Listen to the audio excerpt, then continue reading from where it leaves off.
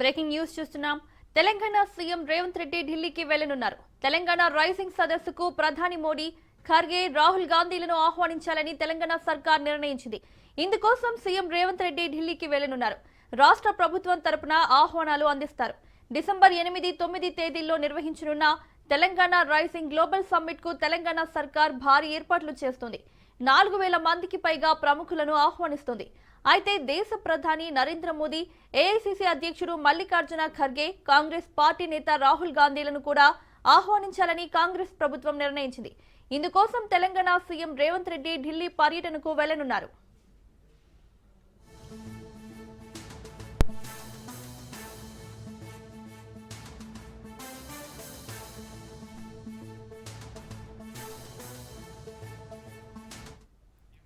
తెలంగాణ ప్రభుత్వం డిసెంబర్ 8, 9 తేదీల్లో హైదరాబాద్ శివార్లలోని భారత్ ఫ్యూచర్ సిటీని అభివృద్ధి చేయాలని ప్రతిపాదించింది. ఈ సదస్సులో భాగంగా 2047 నాటికి తెలంగాణను $3 ట్రిలియన్ ఆర్థిక వ్యవస్థగా మార్చేందుకు యోచిస్తున్నామని ప్రభుత్వం చెబుతోంది. గ్లోబల్ సమ్మిట్ అత్యంత విజయవంతం చేయడానికి కేంద్ర మంత్రులు, అన్ని రాష్ట్రాల ముఖ్యమంత్రులు, ప్రముఖ పారిశ్రామికవేత్తలు, ప్రముఖ ఆర్థికవేత్తలు, క్రీడాకారులు, ప్రసార మాధ్యమాల ప్రముఖులు, దౌత్యవేత్తలను మరియు వివిధ రంగాలకు చెందిన నిపుణులను ఆహ్వానించాలని ప్రభుత్వం నిర్ణయించింది.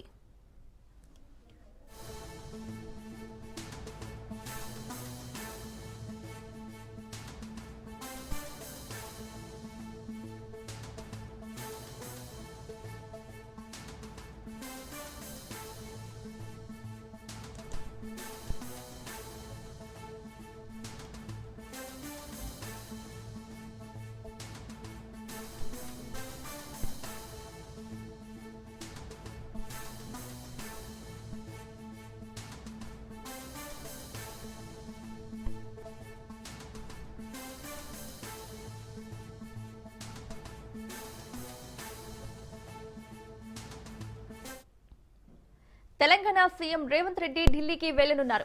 తెలంగాణ రైజింగ్ సదస్సుకు ప్రధాని మోడీ, ఖర్గే, రాహుల్ గాంధీలను ఆహ్వానించాలని తెలంగాణ సర్కార్ నిర్ణయించింది. ఇందుకోసం సీఎం రేవంత్ రెడ్డి ఢిల్లీకి వెళ్లనున్నారు. రాష్ట్ర ప్రభుత్వం తరపున ఆహ్వానాలు అందిస్తారు. డిసెంబర్ 8, 9 తేదీల్లో నిర్వహించనున్న తెలంగాణ రైజింగ్ గ్లోబల్ సమ్మిట్ కు తెలంగాణ సర్కార్ భారీ ఏర్పాట్లు చేస్తోంది. 4000 మందికి పైగా ప్రముఖులను ఆహ్వానిస్తోంది. అయితే దేశ ప్రధాని నరేంద్ర మోదీ, ఏఐసీసీ అధ్యక్షుడు మల్లికార్జున ఖర్గే, కాంగ్రెస్ పార్టీ నేత రాహుల్ గాంధీలను కూడా ఆహ్వానించాలని కాంగ్రెస్ ప్రభుత్వం నిర్ణయించింది. ఇందుకోసం తెలంగాణ సీఎం రేవంత్ రెడ్డి ఢిల్లీ పర్యటనకు వెళ్లనున్నారు.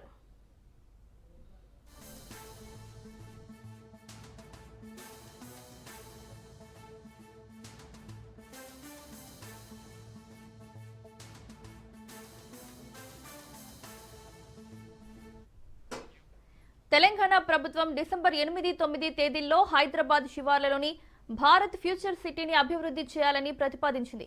ఈ సదస్సులో భాగంగా 2047 నాటికి తెలంగాణను $3 ట్రిలియన్ ఆర్థిక వ్యవస్థగా మార్చేందుకు యోచిస్తున్నామని ప్రభుత్వం చెబుతోంది. గ్లోబల్ సమ్మిట్ అత్యంత విజయవంతం చేయడానికి కేంద్ర మంత్రులు, అన్ని రాష్ట్రాల ముఖ్యమంత్రులు, ప్రముఖ పారిశ్రామికవేత్తలు, ప్రముఖ ఆర్థికవేత్తలు, క్రీడాకారులు, ప్రసార మాధ్యమాల ప్రముఖులు, దౌత్యవేత్తలను మరియు వివిధ రంగాలకు చెందిన నిపుణులను ఆహ్వానించాలని ప్రభుత్వం నిర్ణయించింది.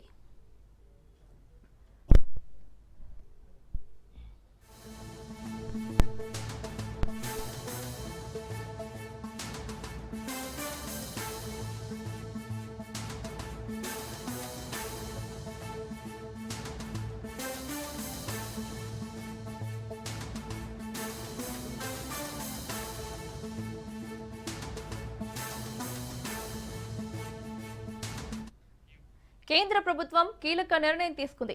రాజ్ భవన్, పీఎంఓ పేర్లను మార్చింది. రాజ్ భవన్ పేరును లోక్ భవన్ గా, పీఎంఓ పేరును సేవా తీర్థ్ గా మారుస్తూ నిర్ణయం తీసుకుంది.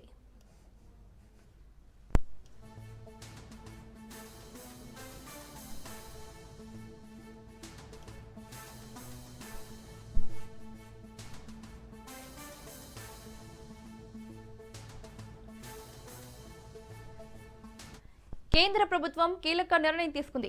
రాజ్ భవన్, పీఎంఓ పేర్లను మార్చింది. రాజ్ భవన్ పేరును లోక్ భవన్ గా, పీఎంఓ పేరును సేవా తీర్థ్ గా మారుస్తూ నిర్ణయం తీసుకుంది. ఇక ఇదే అంశానికి సంబంధించి మరిన్ని అప్డేట్స్ మధు అందిస్తారు. మధు, ఈ నిర్ణయం వెనుక చాలా పెద్ద అర్థం ఉందనే చెప్పవచ్చు.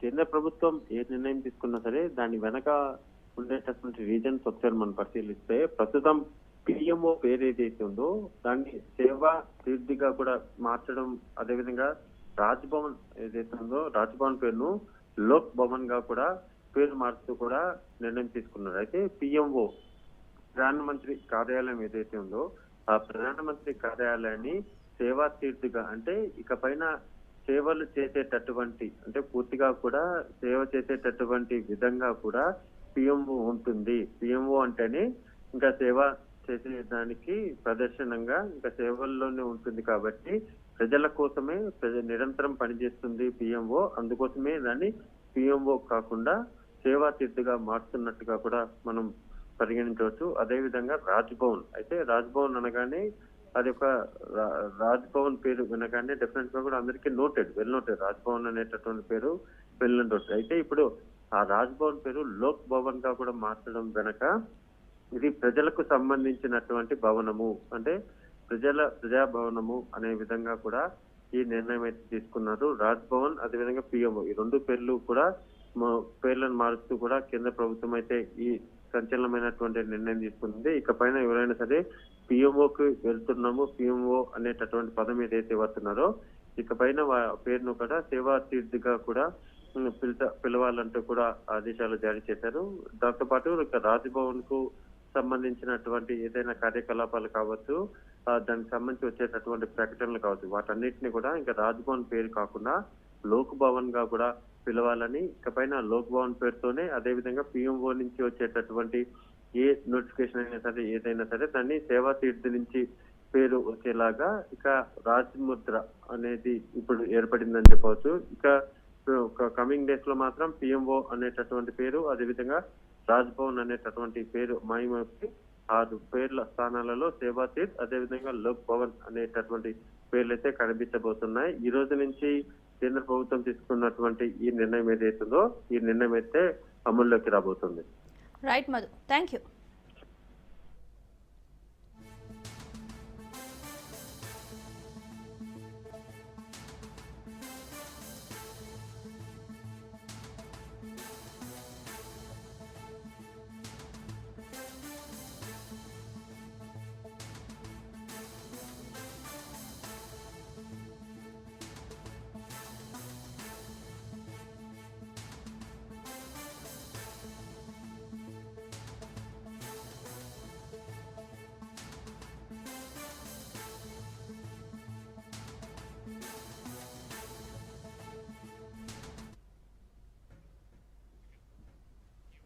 AP deputy CM Pawan Kalyan చేసిన వ్యాఖ్యలు రాజకీయాల్లో దుమారం రేపుతున్నాయి. గోదావరి జిల్లాలో కనిపించే పచ్చదనంపై తెలంగాణ నాయకులు దిష్టి పెట్టారని, నరుడి దిష్టికి రాయి కూడా పగిలిపోతుందని అంటారని పవన్ చేసిన కామెంట్లపై తెలంగాణ నాయకులు బగ్గుమంటున్నారు. రాష్ట్రం విడిపోవడానికి కూడా కారణం గోదావరి జిల్లాలో పచ్చదనం. ఆ శాపం తగిలేసినట్టుంది. ఈరోజు గోదావరి జిల్లాలో మొత్తం కొబ్బరి చెట్లతోటి తెలంగాణ నాయకులంతా అంటారు కొబ్బరి చెట్లతో చాలా ఆనందంగా ఉంటుంది, మీరు ఏమంటుందని పచ్చదనంతో చాలా బాగుంటుందండి. ఈరోజు కొబ్బరి చెట్లు ముండలు కూడా లేవు, అంత దిష్టి తగిలింది కోనసీమకి. ఎందుకంటే నాకు దీనికి తగిలినంత దృష్టి నరుడి దృష్టికి నవరాయన పగిలిపోతుంటారు. అలాంటిది కోనసీమ పచ్చదనం ఎంతమంది కళ్ళలో పడి వాళ్ళందరూ దృష్టి తగిలి ఈరోజు ముండేలతో కొబ్బరి చెట్లు ఉన్నాయంటే దీనికి ఇంకా మనం కరెక్ట్ చేసుకోవాల్సిన అవసరం ఉంది, దీన్ని సరిదిద్దుకోవాల్సిన అవసరం ఉంది. రాష్ట్రం విడిపోవడానికి కూడా కారణం గోదావరి జిల్లాలో పచ్చదనం. ఆ శాపం తగిలేసినట్టుంది. ఈరోజు గోదావరి జిల్లాలో మొత్తం కొబ్బరి చెట్లతోటి తెలంగాణ నాయకులంతా అంటారు కొబ్బరి చెట్లతో చాలా ఆనందంగా ఉంటుంది, మీరు ఏమంటుందని పచ్చదనంతో చాలా బాగుంటుందండి. ఈరోజు కొబ్బరి చెట్లు ముండలు కూడా లేవు, అంత దిష్టి తగిలింది కోనసీమకి. ఎందుకంటే నాకు దీనికి తగిలినంత దృష్టి నరుడి దృష్టికి నవరాయన పగిలిపోతుంటారు. అలాంటిది కోనసీమ పచ్చదనం ఎంతమంది కళ్ళలో పడి వాళ్ళందరూ దృష్టి తగిలి ఈరోజు ముండేలతో కొబ్బరి చెట్లు ఉన్నాయంటే దీనికి ఇంకా మనం కరెక్ట్ చేసుకోవాల్సిన అవసరం ఉంది, దీన్ని సరిదిద్దుకోవాల్సిన అవసరం ఉంది. పవన్ వ్యాఖ్యలపై తాజాగా మంత్రి కోమటిరెడ్డి వెంకటరెడ్డి సీరియస్ కామెంట్స్ చేశారు. పవన్ క్షమాపణలు చెప్పకపోతే పరిణామాలు తీవ్రంగా ఉంటాయని హెచ్చరికలు జారీ చేశారు. తెలంగాణ ప్రజలకు పవన్ క్షమాపణలు చెప్పాలని డిమాండ్ చేశారు కోమటిరెడ్డి. పవన్ క్షమాపణ చెప్పకపోతే తెలంగాణలో ఆయన సినిమాలు ఆడనివ్వమని మంత్రిగా చెబుతున్నా ఒక్క థియేటర్లో కూడా పవన్ సినిమా విడుదల కాదన్నారు. చిరంజీవి సూపర్ మ్యాన్, ఆయనకు రాజకీయాలతో సంబంధం లేదని, పవన్ కళ్యాణ్ అన్ని తెలుసుకుని మాట్లాడితే మంచిదన్నారు. ఈ విధంగా మాట్లాడి దాదాపు 13 సంవత్సరాలు అయిపోయింది. తెలంగాణ 13 సంవత్సరంలో పడుతున్నది. ఈ సమయంలో మా తెలంగాణని అవమానపరచొద్దని పవన్ కళ్యాణ్ గారు బేషరతుగా క్షమాపణ చెప్పితేనే తెలంగాణ ప్రజలు క్షమిస్తారు. నైజాంలోనే చిరంజీవి ఫ్యామిలీ సినిమాలు ఎక్కువగా వాడుతుంటాయి. వాళ్ళే ఇప్పుడు దాన్ని క్షమాపణ చెప్పకపోతే ఎవ్వరు కూడా చిరంజీవి గారికి సంబంధం లేదు. Chiranjeevi is a super man. ఆయన ఎప్పుడు కూడా వివాదాలకు దూరంగా ఉంటారు. కానీ పవన్ కళ్యాణ్ కొత్తగా రాజకీయాలకు వచ్చి డిప్యూటీ సీఎం కాగానే తెలిసి తెలియకనే మాట్లాడిండో, మరి కావాలని తెలంగాణ వాళ్ళని అవమానపరచాలనుకుండో ఏమనుకుండో, కానీ దానికి క్షమాపణ చెప్తే కనీసం ఆయన సినిమా 1-2 రోజులన్నా ఆడుతుంది. చెప్పకపోతే ఎక్కడ కూడా తెలంగాణ థియేటర్లలో సినిమాలు రిలీజ్ కావు. సినిమాటోగ్రఫీ మినిస్టర్గా నేను చెప్తున్నా ఈ మాట. కానీ ఈ విధంగా గతంలోనే పవన్ చేసిన వ్యాఖ్యలకు బీఆర్ఎస్ నేత జగదీష్ రెడ్డి, మంత్రి Ponnam Prabhakar, MLA Anirudh Reddy, MLC Balmuri Venkat, MP Chamala Kiran Kumar counter ఇచ్చారు. పవన్ తెలిసి మాట్లాడాడో తెలియక మాట్లాడాడో తెలియదు, కానీ ఆయన వ్యాఖ్యల వల్ల తెలంగాణ ప్రజలు బాధపడుతున్నారని మాజీ మంత్రి జగదీష్ రెడ్డి మండిపడ్డారు. పవన్ ఏం మాట్లాడతారో ఆయనకే తెలియదని, రాజకీయ అనుభవం లేకనే ఇలా మాట్లాడుతున్నారని విమర్శించారు జగదీష్ రెడ్డి. ఇప్పుడు వాస్తవానికి ఎవడన్నా పోయొచ్చిండు హైదరాబాద్ నుంచి ఆడికి తగిలితే వాళ్ళ దృష్టి ఏడ తగులుతుంది, కానీ ఆడికి పోనోని దృష్టి ఎడ తగులుతుంది? ఏం తెలియదు. ఇక అటువంటి వాళ్ళు ముఖ్యమంత్రులు ఉప ముఖ్యమంత్రులు అవుతున్నారు. ఏం చెప్తాం మరి మనం? మాట్లాడేటప్పుడు ఓ నాలుక కంట్రోల్ లేకుండా, బుర్రకు పని పెట్టకుండా, రోజు వస్తే వచ్చిపోయేటోళ్ళు 100,000 మంది అక్కడి నుంచి వాళ్ళు హైదరాబాద్ను చూసేది వాళ్ళు. ఏమంటాం మనం? నరదృష్టి పడింది అని అంటాం చాలా విషయాలలో. చూసి వస్తానికి బాగా ఎక్కువ మంది చూసిపోతే ఓ చేనెమ్మడి పోతుంటే బాగుంది ఈ చేను అని చెప్పి అంటారని చెప్పి పాపం దిష్టి బొమ్మలు కట్టుకుంటారు. మరి కట్టుకుంటాం, ఆయన దిష్టి బొమ్మ వద్దన్నాడు, మనం ఆపినామా? పిచ్చి మాటలు, తెలివి తక్కువ మాటలు, మైండ్లెస్. పవన్ కళ్యాణ్ కు సిగ్గుంటే తెలంగాణను వదిలేసి ఆంధ్రాలో ఉండాలని ఒక వీడియోతో బాల్మురి వెంకట్ కౌంటర్ ఇచ్చారు. తెలంగాణ నుండి పరిగెత్తించి తరిమి కొడతామని హెచ్చరించారు. పవన్ కళ్యాణ్ కు తెలంగాణపై అక్కసు ఉంటే హైదరాబాద్ వదిలి వెళ్లిపోవాలని కోరారు. తెలంగాణ విషయంలో తన వైఖరి మార్చుకోకపోతే ఆయన సినిమాలు కూడా తెలంగాణలో ఆడవని హెచ్చరించారు. Cinema hero Andhra Pradesh deputy CM Pawan Kalyan Telangana రాష్ట్రం గురించి, తెలంగాణ ప్రజల్ని అగౌరవపరిచే విధంగా మాట్లాడడం అనేది చాలా బాధాకరం.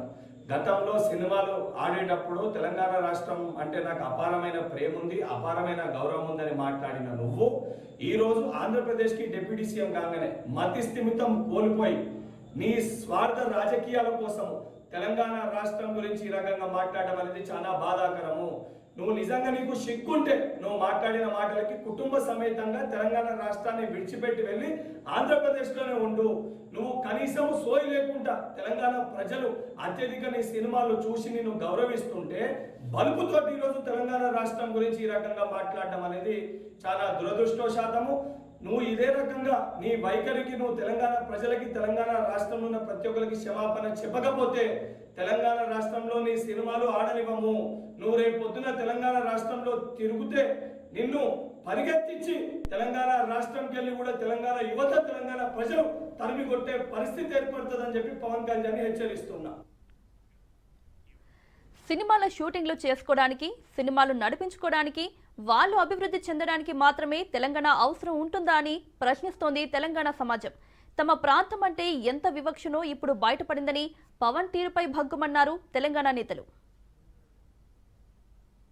రాష్ట్రాలు కూడా ఒక అన్నదమ్ముల భావంతో ఉండేటువంటి రాష్ట్రాలు. తెలంగాణ తుఫాన్లో మునుగుతుంటే కూడా మేము ప్రకృతి అనుకుంటున్నాం తప్ప ఆంధ్ర ప్రజల తప్పు పడతలేదు. ఎక్కడో కోనసీమలో కొబ్బరి చెట్టు ఎండిపోతే ఆంధ్రలో ప్రాతినిధ్యం వహిస్తున్న ఉప ముఖ్యమంత్రి తెలంగాణ వల్ల దృష్టి కలిగిందంటే ఆయన వివేకవంతుడు అవివేకవంతుడో నాకు తెలియదు. నేను ఆ మిత్రపక్షంకు బాధ్యత వహిస్తున్న తెలంగాణ భారతీయ జనతా పార్టీ నాయకత్వం ఆయన పట్ల స్పందించాలని కోరుతా ఉన్నా. అదేవిధంగా ఆంధ్రప్రదేశ్ ముఖ్యమంత్రి గారు కూడా స్పందించాలి. స్వయంగా భారతీయ జనతా పార్టీ పొత్తున్నది కాబట్టి కాబట్టి ఇందులో ఇటువంటి కక్షపూరిత 2 రాష్ట్రాల మధ్యలో వైషమ్యాలు కలిగేటువంటి మాటలు మాట్లాడడం అనేది దురదృష్టకరం. నేను ఇంతకుముందు చెప్పినట్టుగా ఆంధ్రాలో తుఫాన్ వస్తే తెలంగాణ మొన్న హుస్నాబాద్ కూడా మునిగింది. మేమేం ఆంధ్ర ప్రజలను తప్పుపడుతున్నాం, ప్రకృతి వైపరీత్యం కింద భావిస్తా ఉన్నాం. అక్కడెక్కడో చెట్లు ఎండిపోతే మమ్మల్ని దృష్టి కలిగిందని నిందిస్తే ఇది తెలంగాణ పౌరులకు అవమానం. వెంటనే ఉపసంహరించుకోవాలి, క్షమాపణ కోరాలి. భవిష్యత్తులో ఇటువంటి వివక్షపూరిత మాటలు మాట్లాడద్దు, విజ్ఞతగా వ్యవహరించు. ఉప ముఖ్యమంత్రి అయినా ఇంకా సినిమా నటుడు కాదు, కొంత బాధ్యతగా మాట్లాడు నేర్చుకోవాలని చెప్పి నేను ఈ సందర్భంగా కోరుతా ఉన్నా. ఇటువంటి వైషమ్యాలను దృష్టించేటువంటి మాటలు మా నుంచి రావు, మీరు మాట్లాడద్దు. పవన్ కళ్యాణ్ గారు, మీరు ఒక డిప్యూటీ చీఫ్ మినిస్టర్గా ఆంధ్రప్రదేశ్కు ఉండి మీరు తెలంగాణ ప్రజల శాపం వల్లనో తెలంగాణ ప్రజల దిష్టి వల్లనో కోనసీమ ప్రాంతంలో ఉన్నటువంటి పచ్చదనం పోయిందని చెప్పడాన్ని చూస్తే నిజంగానే మీరు ఒక సినిమా స్టార్గా ఒక స్క్రిప్ట్ను చదివే విధంగా మాట్లాడారు తప్ప ఇది 2.5 గంటల సినిమా కాదు. ఇది ప్రజలు మిమ్మల్ని గెలిపించి ఒక డిప్యూటీ చీఫ్ మినిస్టర్ చేసారు. అక్కడ అటువంటి పరిస్థితి ఎందుకు వస్తుంది? దిష్టి తెలంగాణ ప్రజలది తాకినట్టుగా లేదు. మిమ్మల్ని గెలిపించి మిమ్మల్ని ఉప ముఖ్యమంత్రి చేసిన తర్వాత ఈ కోనసీమ ప్రాంతానికి నిజంగానే దిష్టి తాకినట్టుంది మీరు అలా మాట్లాడినట్టయితే. ఎందుకంటే మీరు వీలైతే ఎలా దాన్ని పరిష్కరించాలనో ఆలోచించాలనే తప్ప మీరు ఇలా ఇష్టం ఉన్నట్టు మాట్లాడొద్దని కోరుకుంటున్నాను.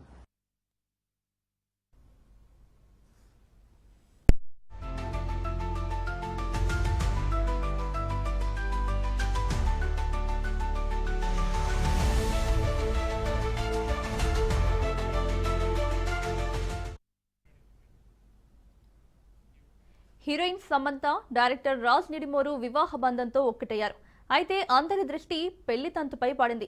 కోయంబత్తూరులోని లింగ భైరవి దేవాలయంలో వాళ్ళిద్దరూ దాంపత్య బంధంలోకి అడుగుపెట్టారు. శామ్, రాజ్ మ్యారేజ్ భూతశుద్ధి అనే ప్రత్యేక పద్ధతిలో జరిగింది. దీంతో అసలు భూతశుద్ధి వివాహం అంటే ఏంటి, ఎలా చేస్తారు, ఆ వివాహం వల్ల కలిగే ప్రయోజనాలేంటి, అలాంటి మ్యారేజ్లు ఎక్కడ జరుగుతాయనే ప్రశ్నలు సర్వత్రా వినిపిస్తున్నాయి.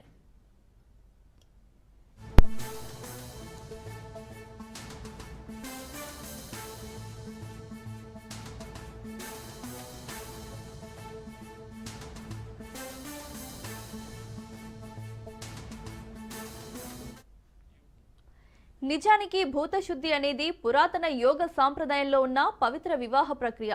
ఆ ఆచారంలో దాంపత్య బంధం కేవలం భావోద్వేగాలకే పరిమితం కాకుండా మనసు, శరీరం, జీవశక్తి స్థాయిలను సమన్వయించేందుకు రూపొందించిన ప్రత్యేక విధానం. లింగ భైరవి ఆలయంలో పంచభూతాల శుద్ధీకరణ చేయడం భూతశుద్ధి వివాహానికి కేంద్ర బిందువు. ఆ వివాహ ప్రక్రియ ద్వారా భార్యాభర్తల మధ్య లోతైన అనుబంధం ఏర్పడుతుందని నమ్మకం.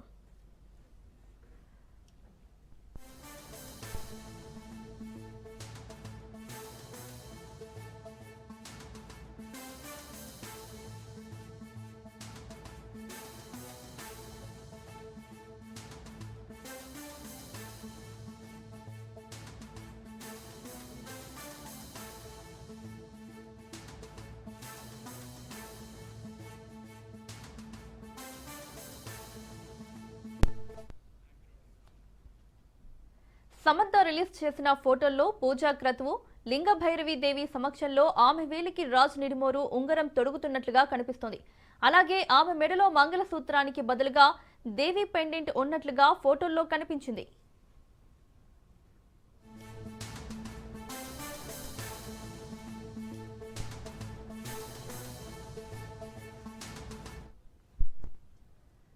భక్తితో పాటు అందులో కొన్ని ప్రత్యేక పద్ధతులపై విశ్వాసం ఉన్నవారు ఎంచుకునే వివాహ ప్రక్రియగా దీన్ని భావించవచ్చు. తమిళనాడు, కేరళ రాష్ట్రాల్లో ఈ పద్ధతి ప్రాచుర్యంలో ఉంది. హిందూ మత విశ్వాసాల్లో ఆధ్యాత్మిక సాహిత్యంలో పంచభూతాలుగా పేర్కొనే భూమి, గాలి, నీరు, నిప్పు, ఆకాశాన్ని ప్రసన్నం చేసుకునే ప్రక్రియ భూతశుద్ధి అని ఈషా సద్గురు ఫౌండేషన్ తెలిపింది.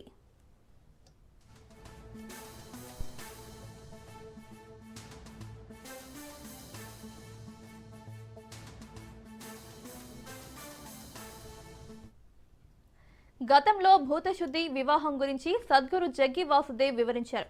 ఆలోచనలు, భావోద్వేగాలు, శరీరం, భౌతిక ప్రపంచానికి అతీతంగా జంట మధ్య దృఢమైన బంధం ఏర్పరచడమే భూతశుద్ధి పెళ్లి లక్ష్యం. పంచభూతాలను ఏ స్థాయి వరకు మనం ప్రసన్నం చేసుకుంటామనే దానిపైనే మన జీవన నాణ్యత, స్వభావం, పరిధి నిర్ణయమవుతుంది. ఒక్క మాటలో చెప్పాలంటే భూతశుద్ధి అంటే పంచభూతాల నుంచి తీసుకున్నదని అర్థం.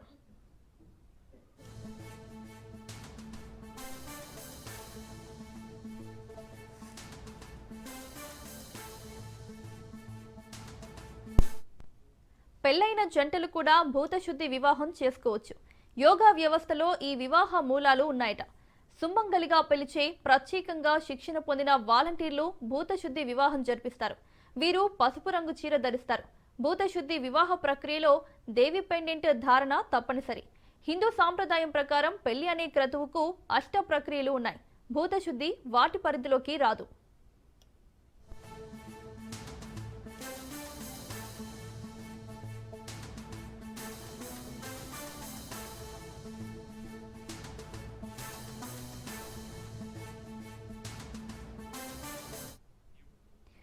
సాంప్రదాయ మంత్రోచ్చారణలతో పాటు వధూవరుల శరీరం, మనసు, జీవశక్తి స్థాయిలను సమన్వయం చేసే యోగిక క్రతువులతో వివాహం జరుపుతారు.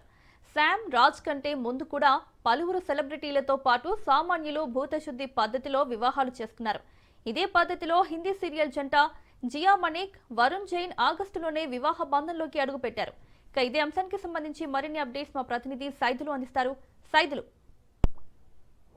సినీ నటి సమంత అదేవిధంగా డైరెక్టర్ రాజు నిడుమోరి వివాహ బంధంతో ఒకటయ్యారు. అయితే వారు నిన్న కోయంబత్తూరులోని ఒక దేవాలయంలో పెళ్లి చేసుకున్నారు. అయితే ఆ వివాహం భూతశుద్ధి వివాహం అని కూడా చెప్పుకొచ్చారు. అయితే ఇప్పుడు దేశవ్యాప్తంగా కూడా, ఎందుకంటే సినీ నటి సమంత అందరికీ తెలుసు, అదేవిధంగా రాజ్ నిడిమినోర్ ఆయన కూడా అందరికీ తెలుసు. సో ఆ విధంగా అందరికీ తెలుసు కాబట్టి సో భూతశుద్ధి వివాహం చేసుకోవడానికి గల కారణం ఏంటి, అసలు ఏంటి ఈ యొక్క భూతశుద్ధి వివాహం అని కూడా చాలామంది గూగుల్లో వెతకడం ప్రారంభించారు. అయితే ఇది ఈషా ఫౌండేషన్ ఆధ్వర్యంలో జరిగే ఈ యొక్క వివాహ బంధం, ఈ యొక్క పెళ్లి అన్నమాట. ఎందుకంటే యోగా సాంప్రదాయబద్ధంగా ఈ యొక్క పెళ్లి జరుగుతుందని చెప్పేసి కూడా చెప్తున్నారు. కొన్ని ఏండ్ల సంవత్సరాల నుంచి కూడా అత్యంత పవిత్రమైనటువంటి ఈ యొక్క భూతశుద్ధి పెళ్లి జరుపుతున్నామని చెప్పేసి కూడా చెప్పుకొచ్చారు.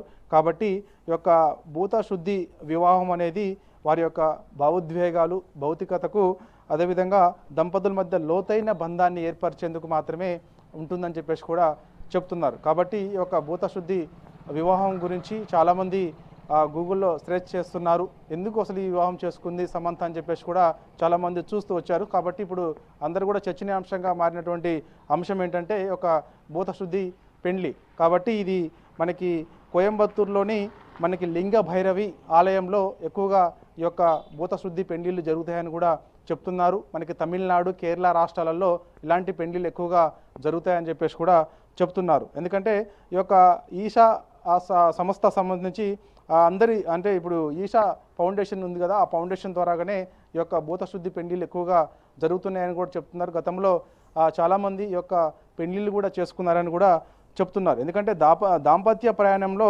సామరస్యం, అదేవిధంగా శ్రేయస్సు, ఆధ్యాత్మికత వెల్లి విరిచేలా కూడా ఈ యొక్క అనుగ్రహాన్ని ప్రసాదిస్తుందని చెప్పేసి కూడా చాలా బలంగా నమ్ముతారని చెప్పేసి కూడా చెప్తున్నారు.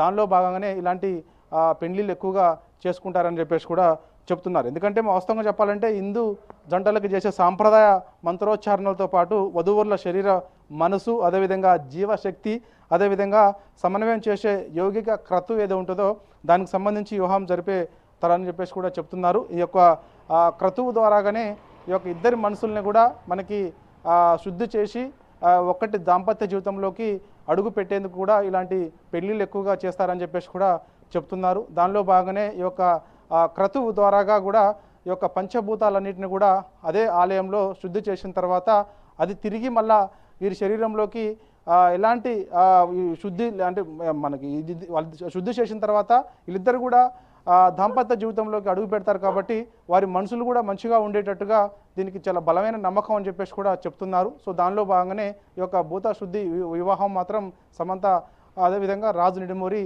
చేసుకున్నారు. ఎందుకంటే వాళ్ళు గత కొన్ని రోజుల నుంచి కూడా వాళ్ళు పెళ్లి చేసుకోవాలని చెప్పేసి నిర్ణయించుకున్నప్పటికీ కూడా చాలామంది అనుకున్నారు. ఎందుకంటే సమంత అందరికీ తెలుసు, ఆమె క్రిస్టియన్. కాబట్టి రాజు నిడుమనూరితో ఆమె ఖచ్చితంగా ఒకవేళ పెళ్లి చేసుకుంటే మాత్రం హిందూ సాంప్రదాయబద్ధంగా పెళ్లి చేసుకునే అవకాశం ఎక్కువగా ఉంటుందని చెప్పేసి కూడా జోరుగా చర్చ జరిగింది. కానీ మనకి ఈ యొక్క యోగా సాంప్రదాయ పద్ధతిలో కూడా ఈ యొక్క భూతశుద్ధి వివాహం చేసుకోవడంతో చాలామంది నెటిజన్స్ అందరూ కూడా ఏంటి ఈ యొక్క భూతశుద్ధి వివాహం అని చెప్పేసి కూడా గూగుల్లో ఎతకడం ప్రారంభించారు. Right Saidulu, thank you.